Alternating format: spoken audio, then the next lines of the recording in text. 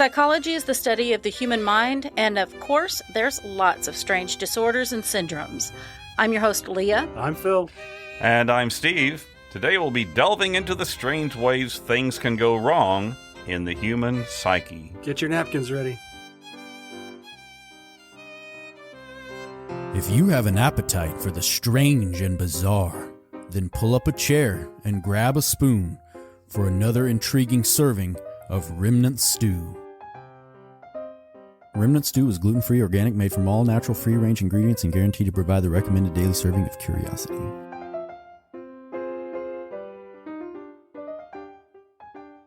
I've mentioned before here, but back in 1990, I took a job teaching mentally ill patients at Western Washington State Hospital, which is located near Tacoma, Washington.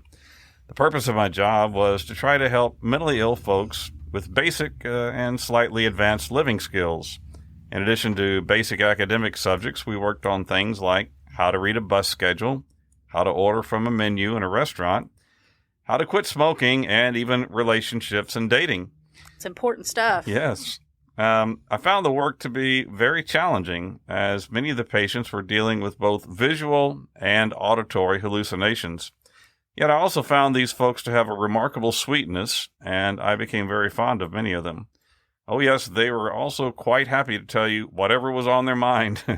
There was little or no filter. You knew exactly where you stood with them.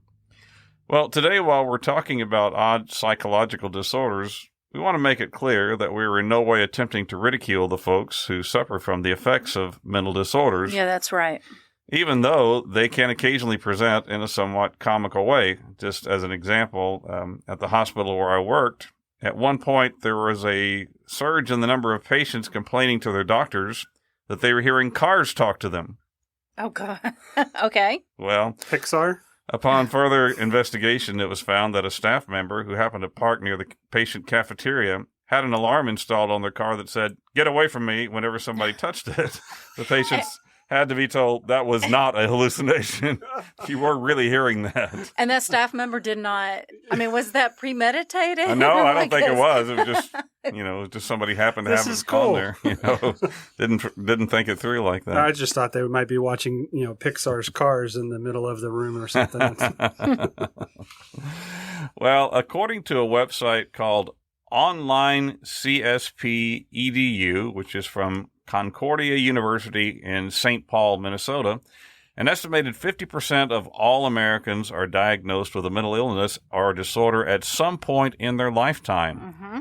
It specifically notes that depression is the third leading cause of hospitalization among young adults age 18 to 44. So it is a serious issue. Yeah, and I can believe that. You might have heard this. There is a manual called the Diagnostic and Statistical Manual of Mental Disorders, 5th edition, which is abbreviated in the psychology field to the DSM-5. It's basically a catalog of mental illnesses. This manual is used by health professionals to identify and classify mental health disorders. The DSM is not without controversy, as each updated edition changes what is considered as a disorder. Conditions listed as disorder in early editions are now considered lifestyle choices. Right. Well, and also, I remember, do you remember multiple personality disorder? Right. And that was a big thing for a while. It was really overdiagnosed. And there's a lot of, it's changed a lot. It has a different name now. It's dissociative. Associative disorder, right, yeah. Regardless, disorders such as anxiety, depression, and bipolar disorder are relatively well understood by the public at large.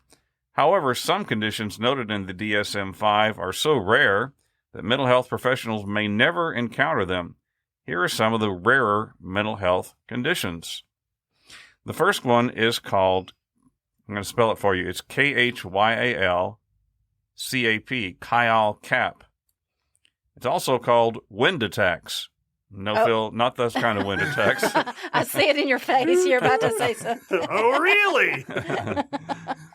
Kyle-Cap is a syndrome found among a very narrow population, specifically Cambodians and Cambodian refugees in the United States. In the 1970s, civil war broke out in this Southeast Asian country. Rebel factions known as the Khmer Rouge, supported by communist North Vietnamese and Chinese forces, took over the country in 1975. The Khmer Rouge regime murdered hundreds of thousands of their perceived political opponents, and its racist emphasis on national purity resulted in the genocide of Cambodian minorities. Large sections of the population attempted to escape, bringing with them only what they could carry. A few years ago, I had a student, really sweet student, and she was telling me about her grandparents who escaped Cambodia, carrying her mother and her aunt on their backs, and that was all. In other words, they were just got their two daughters and got out, and that's all they could do. As a result of this terror, many Cambodians, including those who escaped to the United States, frequently experience Kyle Cap. Symptoms of Kyle Cap are similar to panic attacks. The sufferer may experience dizziness, palpitations, shortness of breath, and cold extremities, as well as tinnitus and neck soreness. The attack may appear without warning, which is where the name comes on like the wind. In the Kyle Cap translated means a wind attack. And it appears to be centered on the fear that death may occur immediately. Kyle Cap is an example of a cultural syndrome, or a syndrome that tends to occur among individuals in specific cultural groups. Goodness. Co-occur, I guess is what I should have said. Co-occur, right. So there's another one now that's kind of like that, and I'm really at a loss as to how to pronounce it. It's spelled Kufungisa. I'm going to try it. Kufungisa. Yeah, okay. That looks good to me. If you got a better idea, I'll go for that. But until then, Kufungisa, which is found among the Shona tribe of Zimbabwe. Literally translated, Kufungisa means thinking too much.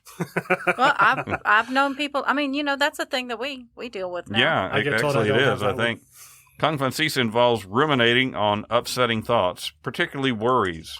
You may have heard the expression analysis paralysis, meaning that overthinking a topic can lead to inaction. Well, that's kind of the idea being expressed here.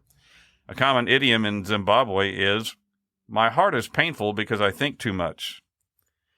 To the Shona people, Kufungisa is the cause of anxiety, depression, headaches, dizziness, and sleep problems. Again, according to the Concordia St. Paul article, thinking too much is considered to be damaging to the mind and body. Well, while we don't have that same word to describe it, as you mentioned, Leah, I have known many folks in the United States who also fixate on specific thoughts and have a great deal of difficulty moving past them, particularly if it involves some kind of perceived slight from a trusted friend or family member. I personally find the New Testament scripture in Philippians 4:8 really helpful, which reminds us that we have a choice of what we think about, and it encourages us to think on positive things, not negative things. So that's just a little thing to pass along. You do have a choice of what you think about. That's right. But I've seen I've seen a rise, it seems, in anxiety. And people with anxiety. I think that is a common trend nationally in the United States, maybe worldwide as well. And personally, according to according to me, I think it has to do a lot with us being online all the time and knowing, having the bad news filtered to us all the time. Or keeping up with the Jones syndrome, as they say. Well, for our oddity du jour today, I recently came across a bit of Norse tradition. Yay! That I found very interesting. Well, it's kind of gross. A neathing pole. Have you heard of a neathing pole or a neath stone? Not heard of that. No. According to Wikipedia, a neathing stone. That's spelled Nitthing. I thought you just spelled nothing for a second. Right, but in the Norse, they've got like a Ni, and it looks like a D. It's a different kind of letter, though. Okay. Anyway, it's pronounced neathing pole or neathing stong, I think is pole. It's a pole used for cursing an enemy in Germanic pagan tradition. Oh, well, that sounds like it could come in handy. Well, it makes a statement. Yeah. It consisted of a long wooden pole with a recently decapitated horse head stuck on the end. All right. The neathing pole would then be directed toward the enemy and target of the curse, with the curse then being carved in runes on the pole. Oh, cool. According to Norse specialist Dr. Jackson Crawford from the University of Colorado, quote, in Old Norse, the word for hateful, slanderous, or insulting speech is need. spelled N-I-D. The old way of expressing neath was to create a neath stong or neath pole, which, when translated into English, is often called a scorn pole. One of the most famous uses of a neathing pole appears in the Nordic saga, Eagle's Saga, part of the Old Norse legend, chapter 60, here translated by W.C. Green in 1983. Oh, I love that translation. Go ahead. Here we go. End quote. And when all was ready for sailing, Eagle went up to the island. And so he was leaving this island where the king and queen had really ticked him off. I don't know the whole story, but it really ticked him off. E-G-I-L. E-G-I-L. Yeah. E-G-I-L. He went up to the island. He took in his hand a hazel pole, went to a rocky eminence that looked inward to the mainland. Mm-hmm. Then he took a horse's head and fixed it on the pole. After that, in solemn form of curse, he thus spake. Here set I up a curse pole, and this curse I turn on King Eric and Queen Gwenhilda. Here he turned the horse's head landwards. Mm-hmm. This curse I turn also on the guardian spirits who dwell in this land, that they may all wander astray, nor reach, nor find their home till they have driven out of the land King Eric and Gunhilda. Wow. This spoken, he planted the pole down in a rift of the rock and let it stand there. The horse's head he turned inwards to the mainland, but on the pole he cut the runes, expressing the whole form of the curse. Wow. It's an interesting way to communicate great scorn and disdain for somebody, right? Yes, he meant business, didn't he? Right. But is it entirely a thing of the past? Oh, boy. Not really. Wait a minute. I gave you some runic ice cube trays when I came back from Norway. No wonder I've had that cold since we've had that New Year's Eve party. Funny story about that. Joe saw that and he asked me, "Where'd you get those?" I said, "Well, Dr. Meeker gave them to me." He goes, "Where'd he get them?" I said, "Iceland." And I just kept on doing what I was doing. He's looking at me like, "Really? Iceland?" Because they're iced anyway. Yeah, Iceland. But okay, back to the neathing stone. An article published in May of 2022 by Larissa Kaiser for IcelandReview.com reports on a neathing pole found on the land of a spiritual community whose name I couldn't hope to pronounce. This happened in 2022, so last year. Recent times, okay. Recent times. Yeah. This New Age spiritual community, kind of a commune, right, is run by a lady named Linda Moll, M-O-L-L, and practices things like cacao ceremonies, singing, dancing, drumming, and tantric festivals. Right. It's the festivals that have raised eyebrows and have caused a rift between the commune and the surrounding neighbors because it's kind of an erotic festival. Yeah. Moll thinks that might be the reason for the scorn pole. She thinks, she and her husband, being avid equestrians, were afraid at first that the head mounted on the pole came from one of their own horses. Oh, right. Yeah. It didn't. Those Icelandic ponies are very unique looking, that's for sure. Well, it wasn't one of their horses, but Moll still considers the neathing pole a serious threat and was, at the time of the article was written, afraid to return home. Oh. She said, quote, "This can't be because of some neighborhood dispute. We could have had this conversation over a cup of cocoa. And who deserves to receive a message like this? I don't think anyone deserves this." And as of the writing of the article, police and Icelandic Food and Veterinary Authority removed the horse head and the incident was under investigation. And that wow. So when I looked this up, because I looked up images of kneading poles, and they're not always horse heads. Sometimes like a big old honking fish head, whatever you can get a hold of. There's not always a horse available. The reason it was a horse head, though, to begin with, is because of those guardian spirits that of the Nordic legend apparently were specifically afraid of horses, or at least the horse skull. I see. And so that was the origin of that. But a lot of them would. So the pole is huge, and a lot of times it wasn't just vertical. It would stick out at an angle, and the entire horse hide would be draped across it. It was really kind of wow. That's like going icky deep looking, on it, right? Yeah. I mean, you must be really ticked off to take the time to the horse and all of that. Yeah. And to set all of that up. Anyway, so that's a neathing pole. If you have a grievance with your neighbor, perhaps, this is a way to go. Didn't that the horse's head shows up in other culture. Yes. like, Well, no. In the Nordic culture, and I can't remember the Nordic name for it, but where they go around on Christmas, Yeah. with the horse. It's not just a head; it's a skull. It's a clean skull Right. on a stick, and they kind of basically have rap battles at different houses. Like something like that. Okay. Yeah. Very interesting. Well, kind of speaking of horses, that sort of plays into our next psychological disorder. Back to this now. That one's called clinical lycanthropy, and the other one boanthropy. They kind of are related, so we'll take them together. Clinical lycanthropy involves the delusion that a person can change themselves into an animal. Mm-hmm. In other words, the person really believes they can become an animal. The name comes from the mythical word lycanthropy, which referenced turning into a werewolf. Classified as I love the way they write this, classified as a delusional misidentification syndrome, you think? People with this disorder believe that they can transform themselves into any animal. Acting on this delusion, people have been found roaming around in the forest on all fours and howling like a wolf. Now, boanthropy is a very specific form of lycanthropy, in that the affected individual believes that they are cows. Oh my gosh. So it's really bovine. Yeah, bovine. Yeah. Whole different meaning to moo moo buckaroo. Right. Wow. Okay. Some folks with boanthropy have even been found in fields with cows, walking on all fours and chewing grass as if they were part of the herd. These are those with boanthropy don't seem to realize what they are doing when they act like a cow, leading researchers to believe that the odd mental disorder is brought on by a dream or even a type of hypnotism. Can you imagine being a cattle rancher? Yeah. Dairy Going out farmer to even, your yeah.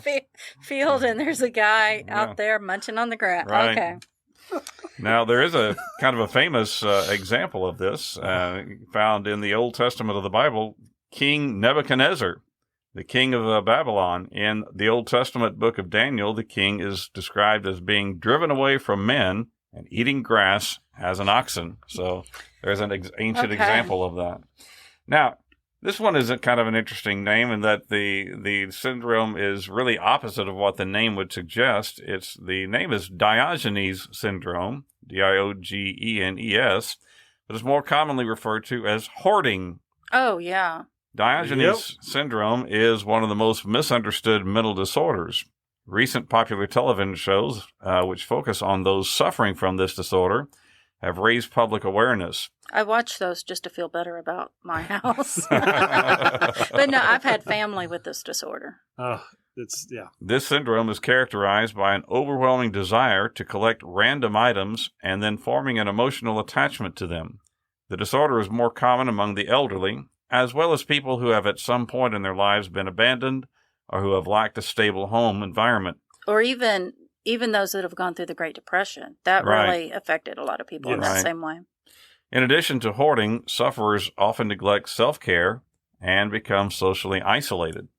So, they stop taking care of themselves, stop cleaning themselves and taking care of their health, and they tend to isolate themselves from other people.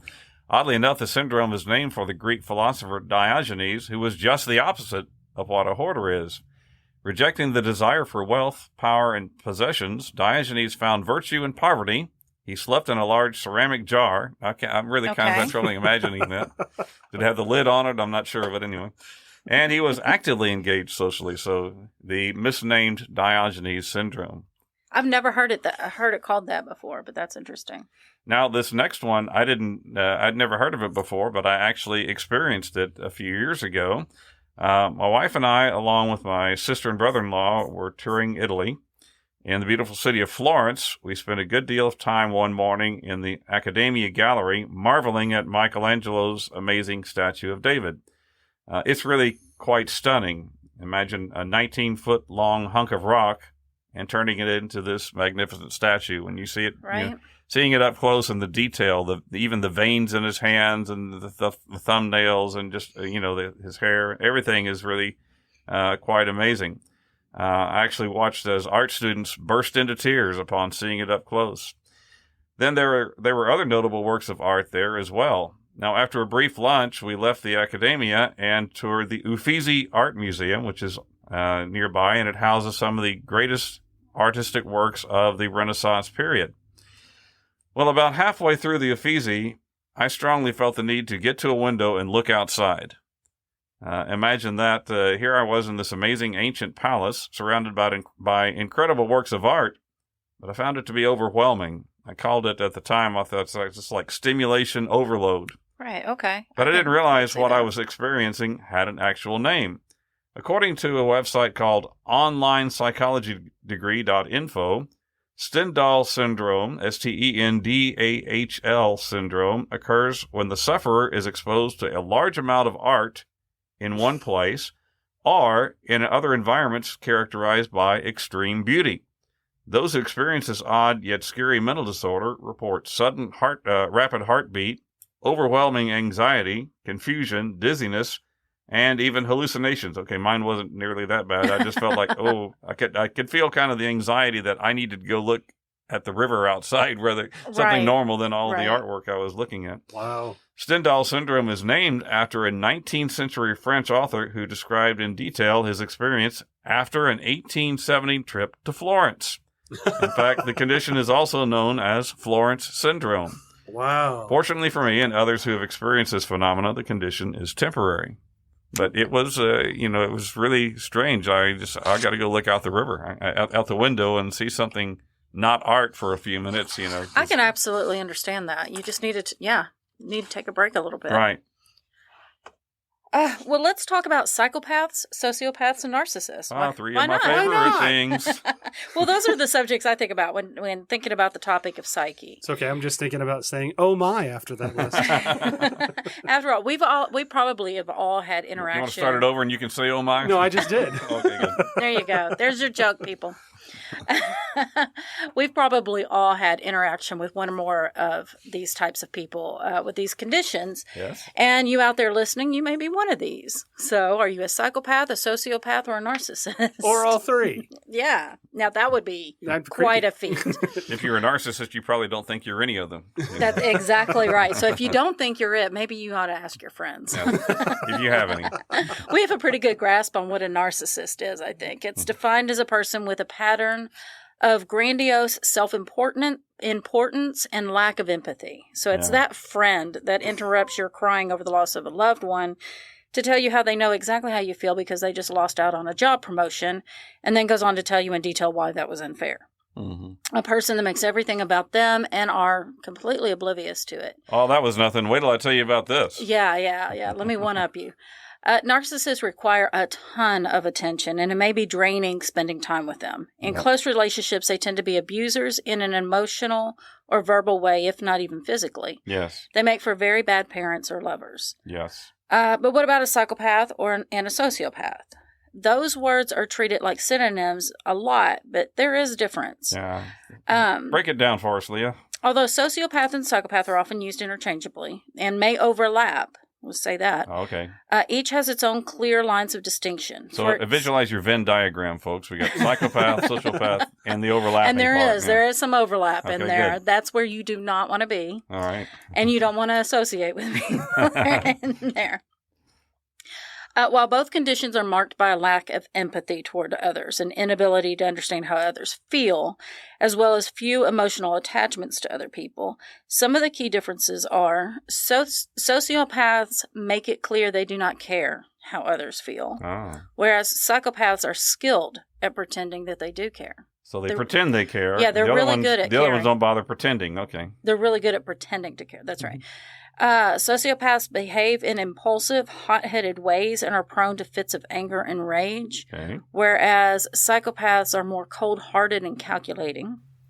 More calmer about it. Okay. Sociopaths have a hard time maintaining regular work and family life. They just have a hard time fitting into society and making it work. Whereas psychopaths are the opposite in that manner. They're able to maintain a normal life and are really good at just this whole facade of being normal. You may be working with one right now. That's right.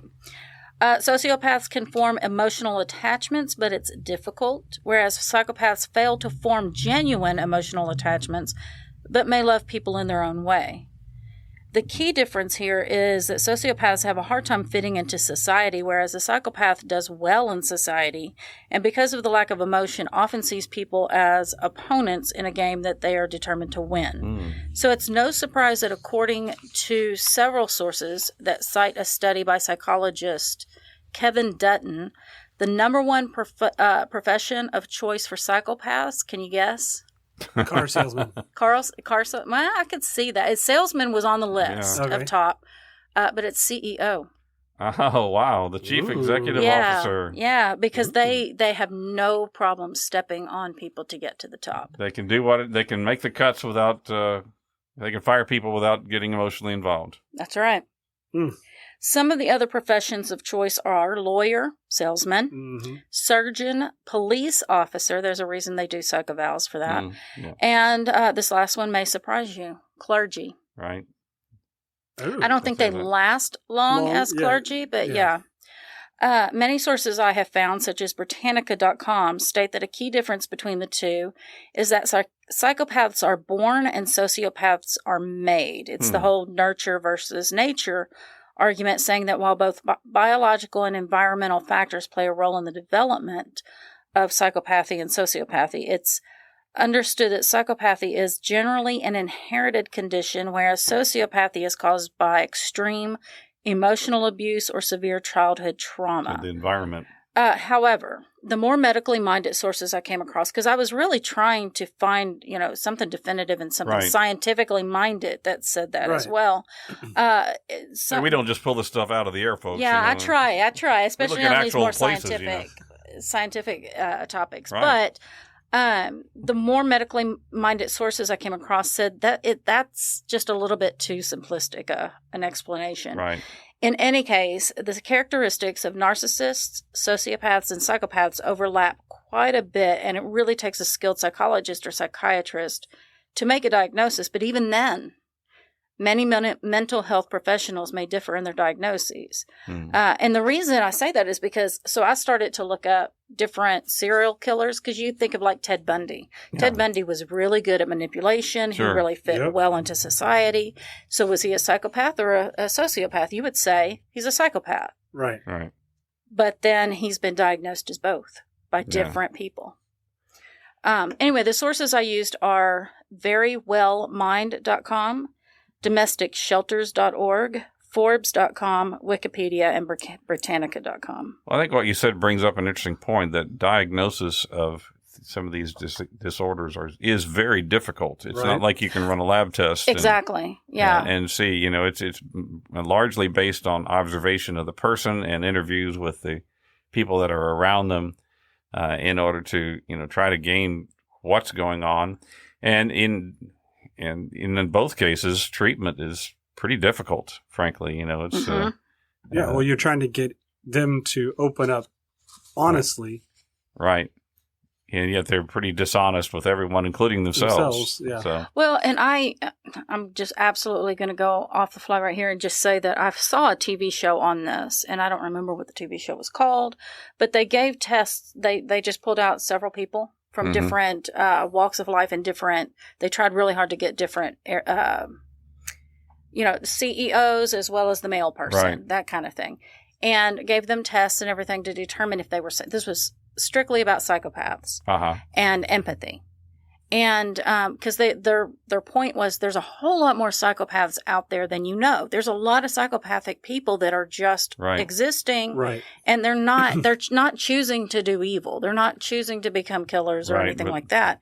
And so they interviewed these people that did turn out, according to their test anyway, to have psychopathic tendencies and to have that lack of empathy and everything. And they're like, and this one man in particular that I remember, he's like, I love my wife. I do, but maybe I don't love her the same, I don't feel love the same way you feel love, that kind of thing. Yeah. But yeah, I've always been told, he said, I've always been told that I lacked emotion. Right. And so to them, interesting. So just because somebody is considered to be a psychopath doesn't make them horrible, although and it's interesting too what childhood trauma can do, even the trauma before you are able to remember it. It changes your brain in crazy ways. Yeah. So let's go back to some odd psychological disorders here. There's one called alien hand syndrome. Sounds like fun, doesn't it? This syndrome is characterized by the belief that one's hand has its own life and doesn't belong to oneself.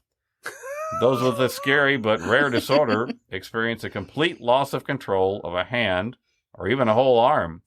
The alien hand often seems to have a will of its own. Sufferers have reported that their alien hand attempted to choke themselves or others, as well as that's not funny, but as well as ripping clothing or excessive scratching. Now, I've seen that in people with Alzheimer's with dementia. You know, alien hand. Well, I think it says right here, alien hand most often appears in patients with Alzheimer's disease.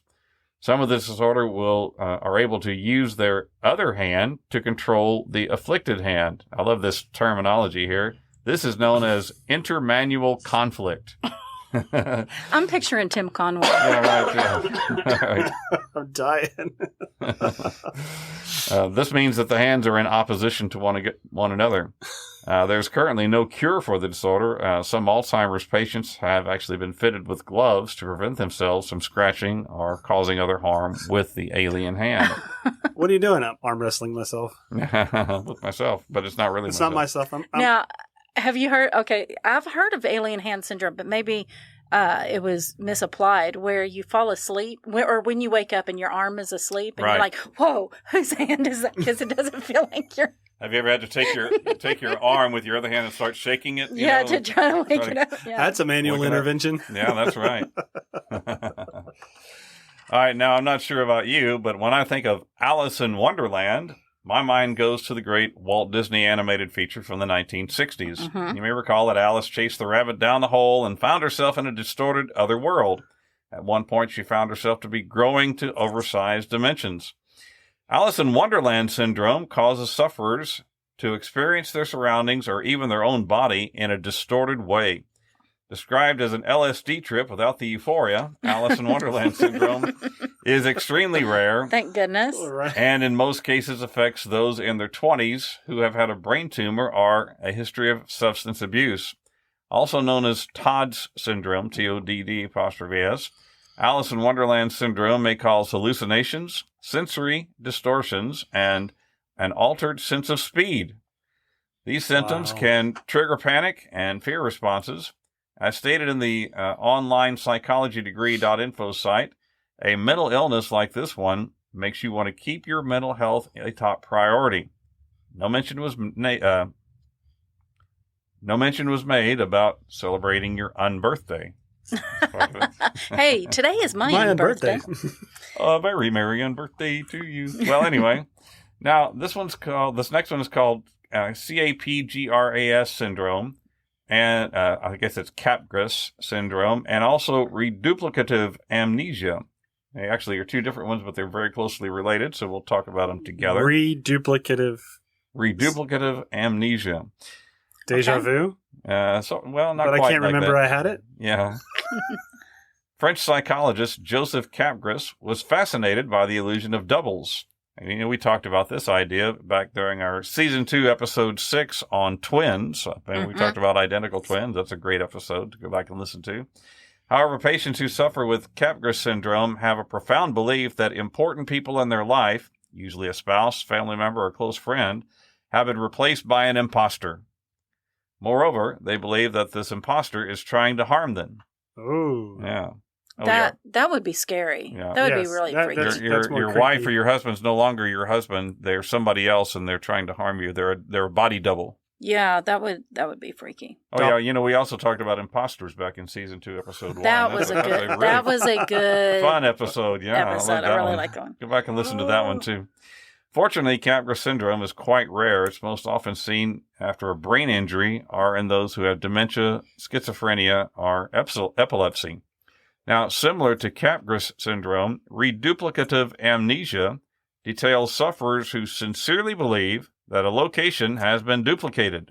The Okay. belief manifests in many ways, but always includes the sufferer being convinced that a location exists in 2 places at one time. It, too, is related to a brain injury or dementia. So, I'm here, but no, this isn't really here. It's really somewhere else. You've just reduplicated here, when it really should be somewhere else. Okay, so instead of thinking that they're actually home, they think that somebody has recreated Right, that. somebody's made another place for them that's like home. Okay. Yeah. And they're there. And That's that's where they are. interesting. Yeah. That's interesting. That's reduplicative disorder. Well, now let's get into psychological tricks Yay! Okay. you can Pick use me. to influence people. Ooh. Note that I'm trying to stay away from the word manipulate. We're gonna use our powers of persuasion for good, right? Yes. If you are in a discussion with someone and you want them to agree with you, you just nod your head slightly, Oh. and the opposite of that, shake your head slightly if you want them to disagree. So you're trying to convince them to go along with your opinion, Yeah, to that's revalidate right. your feelings Yeah, about. yeah, you want to do that. Yeah, Yeah. just nod No. your head. And this next one, though, I use a lot. And I found it to be a very powerful tool when trying to find out information or dealing with a difficult person. Silence and eye contact. And I'm I just asked, going to stare you silent down. treatment. well, huh? I asked my son about it. I was like, do you remember, did you ever realize that I did this? And he just rolled his eyes and groaned. He's like, yes. Try it sometime with your kids. Sam. If you think that your kids are telling you a story that you don't quite believe, just stop talking and look at them, and they fill in the gaps. Mm-hmm. People are very uncomfortable with silence generally, and they fill in the silence when giving, and then they give out more information than they ever intend to. It's a good tactic also to use when someone is being rude, or if you're in negotiations and you want a better offer. And of course, it's good when trying to extract a confession after questioning. Just keep it quiet. I think that's really good advice. Let them tell out more of the details. Yeah, because when a kid's I'm waiting for more. They got this story prepared. Mom, he did this, and you're like, yeah. Just looking at them. After teaching for so many years, I always told parents, while your kid may not come right out and lie to you, they will tell you selected portions of the truth. Right. And so, it's a good idea. Wait quietly and say, okay, well, what else happened? What else? What's the rest of the story? Tell me Fill in more. those gaps. Yeah. Also, if someone is trying to speak over you, then make a conscious effort to lower your voice, and it usually will cause them to match your tone and calm down. Note that usually. Because it doesn't always work. If they're the one of the other three we talked about, that ain't going to care. And if I've used this as well, because I work in a manufacturing company, and if someone is being offensive or crude, ask them to explain it to you as if you don't understand. And a lot of the times, you ask them to repeat it, it embarrasses them, especially if they're being bigoted. And they realize it, and they realize it's kind of risky for them to say it. You go, "What? I'm sorry, I didn't hear that. What?" And you make them repeat it. Yeah, that's how you say that again. Speak into the plant while you do it. If you want specific information, like for example the cost of an item, then suggest a very unlikely example, like a very low cost, and they'll usually feel the need to correct you with the right information. This also works if you want to know how late a kid came in last night. So if you're like 2 a.m., really? And they're like, no, I came in at midnight. And you're like, well, that's an hour past curfew. So not bad as 2, but okay. If you want someone who is cold or distant to you to warm up to you, ask them for a favor. It may seem counterintuitive, but your indebtedness to them followed up by your appreciation usually thaws the coldest heart. Yeah, I can see that. And I remember reading a biography on Benjamin Franklin where he made this he came to this conclusion as well and wrote it down. Is that how you got Phil and I to agree to do this? That's right. That's right. And we're type still going of strong. Manipulation. 3 years later, y'all are we're still here. Give people a choice, and it makes you seem flexible and easy to work with. For example, instead of asking for a 1 p.m. meeting, ask them if morning or afternoons work better, then nail down a specific time. Oh. But don't give them too many choices. Yeah. It overwhelms people and usually ends up with no choice at all. I learned this when I used to make and sell handmade soap. And when you take it to like a farmer's market or whatever, if you have all of these different scents and different types, it overwhelms people and they won't make a decision. But if you have 4, then it's very easy for them to determine what they want. And then if they can think of something else that might be a better scent, they'd ask if you can make that Right. or right. have that available. Have that available. But yeah, too many choices overwhelm someone and you end up not having a sale. I think that's, we mentioned earlier, more anxiety today. Okay, so this is just a dumb example, but when I was a kid, if you wanted to buy wieners, you went to the butcher shop and he had wieners there and you'd buy them. He'd wrap them up. Now if you go buy, you got like 45 different kinds, Right. And you right. got to look at the labels on each one and it can be overwhelming. There's too many choices. Well, and when my kids were toddlers, to give them some power, I would say, well, do you want chicken nuggets or do you want, mac and cheese? Instead of reading the entire menu to them or whatever. Yeah. I have that problem in parking lots. If there's one spot, I'll take it. If there's three, I'll get in the middle. But if there's two or more, I end up straddling the line every time. You're that guy. Yeah, I'm that guy. Now we know. And salesmen also know this, that if you hand someone something, they are very likely to take it without even thinking about it. I do this. Oh, no. I do this to my kids with various trash and food wrappers. However, I got the idea from them. They do it to me, too. Here you go, Mom. You can pay for this. Yep. This info all came from BuzzFeed.com. Oh, yeah. That's good site. All right. Let's look at some more psychological disorders. This one's called Cotard's delusion, or walking corpse syndrome. Yeah. Zombie. I've heard of this before. It's where you think you're a zombie. I want to be a zombie. It's one thing to have a genuine interest in The Walking Dead or Twilight or other aspects of Zombiana. You like that? Zombiana. I made that phrase up myself. Nice. Zombie-orama. Zombiorama. It's quite another thing. It's quite another thing to believe that you are, in fact, a living corpse. The feeling of having a rotting body or of having lost all of your internal organs is part of Cotard's delusion, also called Walking Dead syndrome. Sufferers often experience depression and even manic depression. Persons affected with Cotard's delusion have been known to starve themselves to the point of death. Oof. Neurologist Jules Cotard first wrote about this syndrome in 1880. One of the most famous cases of Cotard's syndrome was of a man from Haiti who was convinced he had died of AIDS and was now living in hell.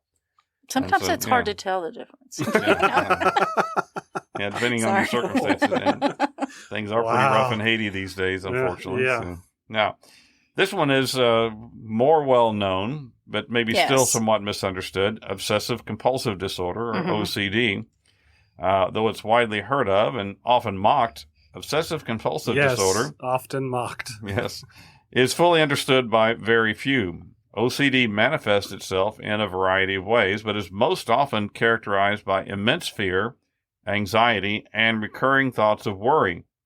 Those who suffer from OCD attempt to cope with their feelings by repetition of tasks, including excessive hand washing, and vacuuming their rooms with perfectly straight lines. I've known one person who couldn't go to bed, before she was a teenager. Before she would get in her bed, she had to have her room perfectly clean and vacuumed back and forth so that the lines were perfectly straight, and she would step from the door to her bed without stepping on the lines. Oh, wow. Wow. I think it's a form, it's a type of trying to have control over something that you don't have control over. Often sufferers with OCD are quite intelligent and are very aware that their fears are irrational, but then this realization is cause for even more anxiety, which can start the whole cycle over again. OCD affects approximately 1% of the United States population. Yeah, just multiply that by the world. And if you're interested in knowing more, getting the perspective of some people that have it, the little girl that played Matilda, I don't know what the actress's name is, but she grew up and is now a spokesperson for OCD because she has it really badly. And so is Mattress Mac's daughter. So here in the greater Cottonwood area, we're near Houston. And one of our very beloved and local celebrity. He's kind of nationally known because he's recently won tons of money betting on sports events. Right. Mattress Mac, though, his daughter has OCD really badly, and they talk about it. It's really a life-changing thing. Mm-hmm. It can be very debilitating, I think, for many people. All right, now this next one I actually hadn't heard of. But I sort of experienced the opposite of it a few years ago. But when we think of Paris, we think of a beautiful city filled with beautiful buildings and very chic people. Young people around the world fantasize about traveling to Paris and finding love somewhere between the Eiffel Tower and the Seine River. Even the normally staid social studies videos that I showed back in my geography classroom describe Paris as the world's most romantic city. While Paris certainly is a beautiful city, and yes, many of the people are quite chic, it's also a gritty, large city with all the normal problems that befall other large cities. This distance between reality of Paris versus the idealized version has a name. It's called Paris Syndrome. Oddly enough, Paris Syndrome appears to affect Japanese tourists more than those from other locales. No one knows exactly why, but likely the language barrier combined with tourist exhaustion as well as the above-mentioned gritty reality are contributing factors. Fortunately, the condition is temporary. So I think, of course, flying from Japan to Paris is a very long flight. Right. And, so you have that anxiety. And as much as I love travel, it can be stressful. Yep.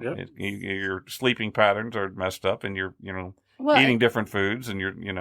And don't you think maybe the cultures as well, as far Right. as, the Japanese are very polite Exactly. and proper and everything. And the French, Well, I think. I'm not. Not as polite as the somewhat of a Japanese. stereotype, but yeah. Well, they're more free. Yeah. You know? Yes. Right. Yes. And so, I think they have this idea built up what Paris is going to be like, Exactly. this idealized Sure. version, Exactly. and then when they get there, a the little bit- reality doesn't quite live up to that. The whole Culture idea, shock. the whole idea that all of us here in Texas ride horses and Exactly, live on ranches And are friendly. and are And what? Yeah, right. Generally, we are, but still. Generally, but not all. But I got to tell you, I actually experienced Paris syndrome in reverse. In 2019, my wife and I, my sister and brother-in-law were traveling in Europe, and we really wanted to see the Normandy beaches. That was something I had right. always wanted to see. And there were other places in historic locations around France that I wanted to see also. And honestly, I had never really had any great desire to visit Paris. But, I'll tell you what, if I could time travel, I would have been there. I would go back to August 1944 when the city was liberated by the Allies. No, that would have been something to see. I mean, Absolutely. that was an amazing few days there. But seeing as we were going to be so close to the city, we decided to spend a couple of days there. No big deal. Well, we really fell in love with the city. I've shown pictures of the Eiffel Tower to my students for years, but seeing it in person, it really was breathtaking. I mean, it's stunning to me. I'm not awed by many things and stunned by much, but I was breathtaking just even by the Eiffel Tower. And this is what I found, contrary to what you may have heard. We found the Parisians to be very friendly and accommodating. We took a 2-hour walking tour with a local historian. And by the way, that's something that I recommend that folks Right. do in any Mhm. city that you visit. There's something you can find called Tours by Locals.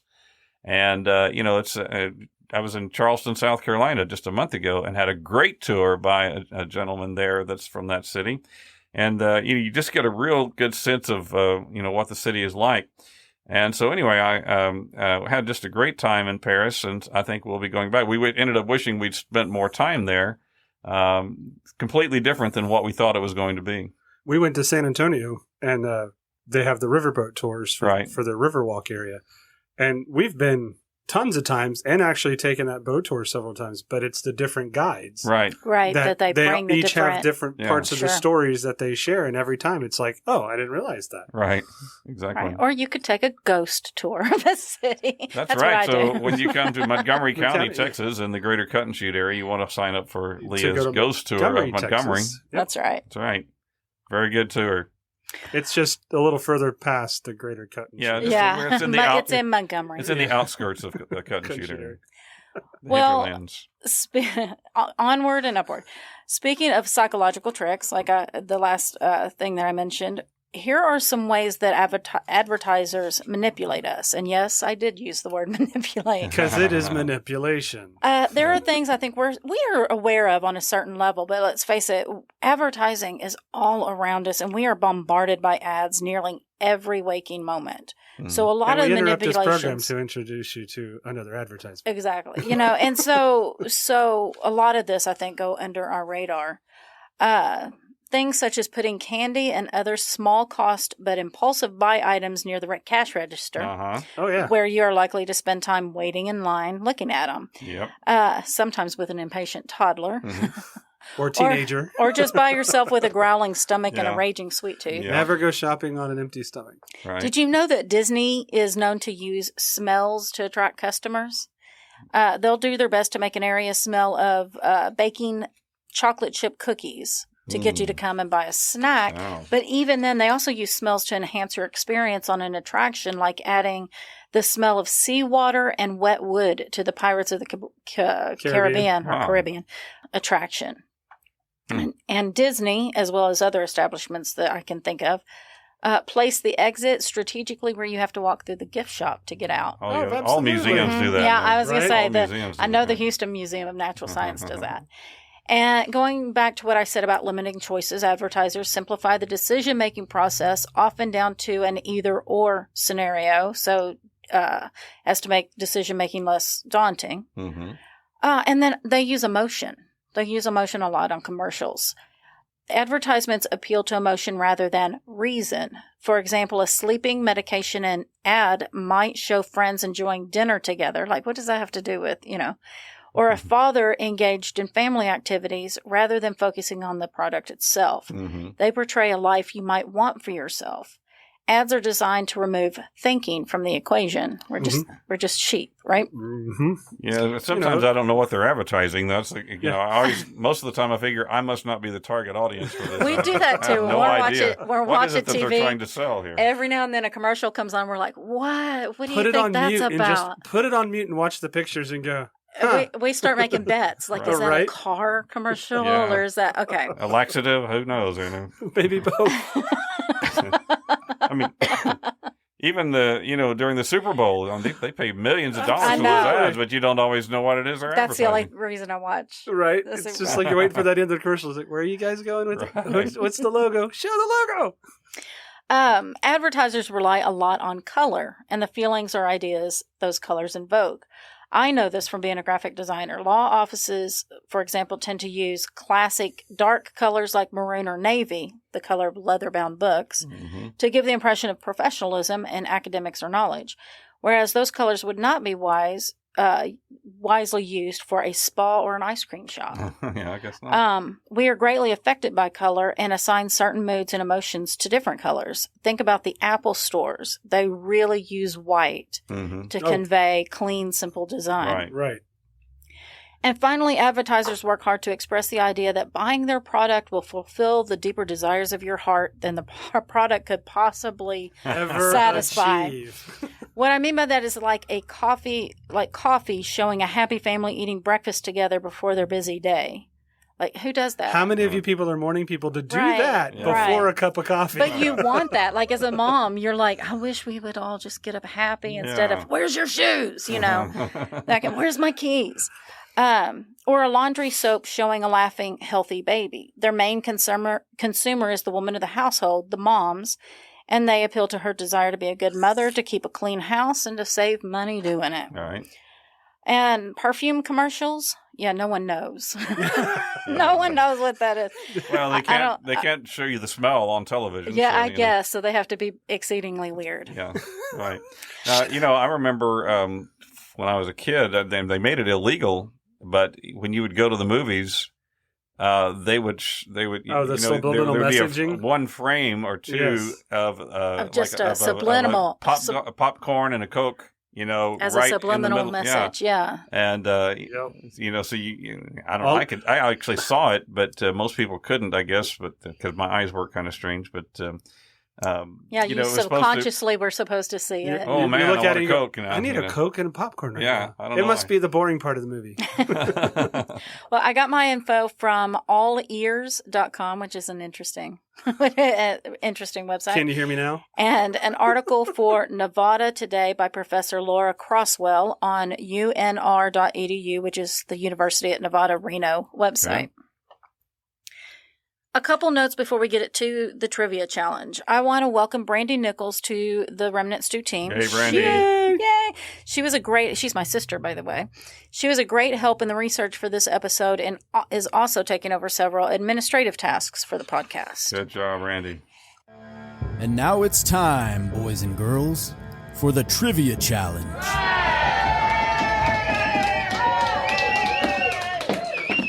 All right, to the much coveted Trivia Challenge. Bum, bum, bum. Here's how it works. Like and follow our Facebook page at Remnant Stew Podcast. Like and share this episode post. Put your answer to the Trivia Challenge question in the comments of that post. The first individual to do all of that will be the winner and will be mentioned in an upcoming episode of Remnant Stew. Our Trivia Challenge is also open to school kids. Pay attention back there. If you are a teacher and your class listens to Remnant Stew, we challenge them to answer the Trivia Challenge. Yes. Send us the answer through an email at staycurious@remnantstew.com. If your class is the first to answer, we will send a care package to the whole class. So, Leah, what is our trivia question today? Well, this infamous American attended an Ivy League university where he participated in an experiment that involved him being exposed to psychological torment and humiliation. Experts wonder if this had an impact on his later becoming a cold-blooded killer. Who am I talking about? Yeah, okay. All right. Interesting. Hey, thanks for spending some time with us. Check us out on Facebook and Instagram at Remnant Stew Podcast. You can also send us an email to say hi or suggest a topic for a future episode at staycurious@remnantstew.com. We'd love to hear from you. Remnant Stew is a part of Rook and Raven Ventures and is created by me, Leah Lamp. Dr. Stephen Meeker and I research, write, and host each episode, along with commentary by our audio producer, Philip Sinkfeld. Theme music is by Kevin MacLeod, with voiceover by Morgan Hughes, and special thanks goes out to Brandy Nichols, Judy Meeker, and Harbin Gould. Now, before you go, please hit the follow button so you won't miss an episode. Head over to Apple Music and leave us a review. We love seeing those great reviews that you leave for us. Share Remnant Stew with your friends, your family, your psychology professor. Until next time, remember to choose to be kind and always stay curious.